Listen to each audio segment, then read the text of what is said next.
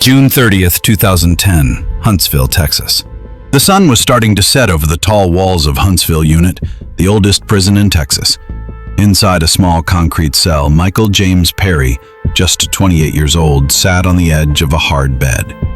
He had one night left to live. In just a few hours, he would walk down a short hallway, be strapped to a gurney, and given a lethal injection. He was convicted of a triple murder so cold, even seasoned police were shaken. Now, the clock was ticking. Welcome to The Final Crime, the channel where we take you inside the final hours of history's most dangerous criminals.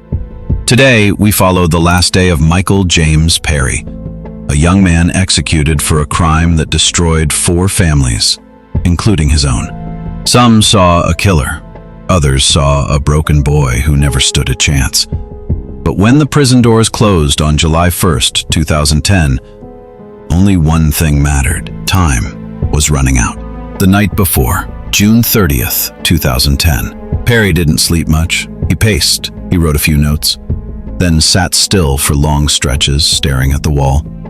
He had spent almost 8 years on death row, most of that time in a small windowless cell. Now just one door separated him from the execution chamber. Guards passed by quietly. Everyone knew what was coming. Perry had no more appeals left, no last-minute miracles. This was it. Before death row, Michael Perry was just a troubled 19-year-old. He had been adopted as a baby by a caring couple who tried to raise him right. But from a young age, something was off. Teachers said he couldn't sit still. He was angry, impulsive. By his teen years, he was stealing, using drugs, and running from home. He ended up in a rehab center where he met Jason Burkett, another young man from a broken home. Together, they made a dangerous pair. Perry was wild and bold. Jason was quieter, but followed along. In October 2001, they decided to steal a car to fund a new life. Perry remembered a woman who had once helped him, Sandra Stotler, a kind nurse who had let him stay in her home. She owned a shiny red Camaro. That night, Perry and Burkett went to her house. Sandra let them in. Moments later, Perry shot her in the laundry room. They wrapped her body, drove it to a lake, and dumped it. But the Camaro keys weren't with her. Later, Sandra's 16-year-old son Adam came home with a friend, Jeremy Richardson, 18. Perry and Burkett lured them out by pretending someone was hurt in the woods.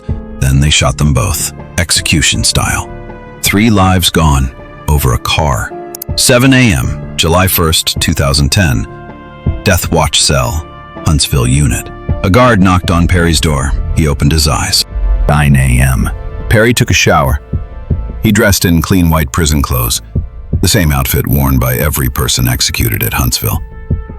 He didn't say much. One guard said he looked calm. Another said he looked empty, like someone already halfway gone. 11 a.m.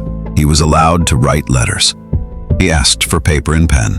No one knows exactly what he wrote. Some say it was a goodbye to his mother. Others believe it was a message to the public or to the people he hurt. 12:30 p.m., final visit. His adoptive mother arrived. They sat across from each other, separated by glass, holding phones to their ears. She had raised him since he was a baby. Now she was saying goodbye. A witness said Perry cried for the first time that day. He didn't argue. He didn't talk about his case. He just listened and wept. 2 p.m. His mother was escorted out. She looked pale, crushed. Perry sat in silence for a long time after she left. He didn't move, just stared at the floor. 3:30 p.m., last meal. Perry asked for a big final meal. 3 bacon, egg, and cheese omelets. 3 chicken cheese enchiladas. 1 Pepsi, 1 Coke, and 1 Dr. Pepper. He took his time but didn't finish much of it. One officer said he wasn't eating, he was holding on to his last choice. 5:45 p.m., the death walk. 4 officers entered the room. They stood calmly. "It's time," one said. Perry nodded. He stood, walked on his own, and was led down the short hallway. Only 30 feet, but the longest walk of his life. At the end was the execution chamber. Pale green walls, cold air, and a steel gurney. 6 p.m. Inside the chamber, He laid down by himself. No resistance.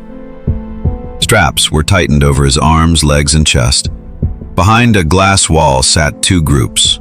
On one side, his mother and aunt. On the other, the family of Sandra Stotler, the woman he killed. The prison warden leaned down. "Do you have any final words?" Perry's voice shook. "I want everyone to know what happened here. This atrocity. You are forgiven by me." Then he turned to the window. "Mom, I love you. Dad, I'm coming home." His father had passed away just weeks earlier. 6:02 p.m. The injection. The lethal drugs began to flow. Perry blinked. His chest moved once, then twice. A single tear rolled down his face. Why did Jason Burkett, his partner, receive life in prison instead of death? Was justice served, or was it rushed? Perry always claimed he was innocent, that his confession was forced, that Burkett lied to save himself.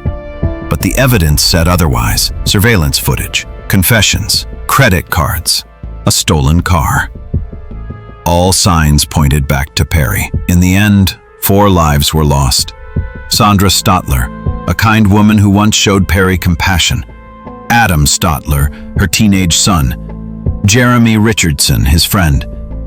And finally, Michael James Perry, executed by the state of Texas.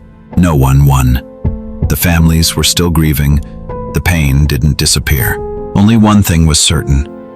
A life ended for 3 that were already gone. This was the final 24 hours of Michael James Perry. If you want more haunting stories of the final moments of the world's most dangerous criminals, subscribe to The Final Crime. Because sometimes justice ends with silence.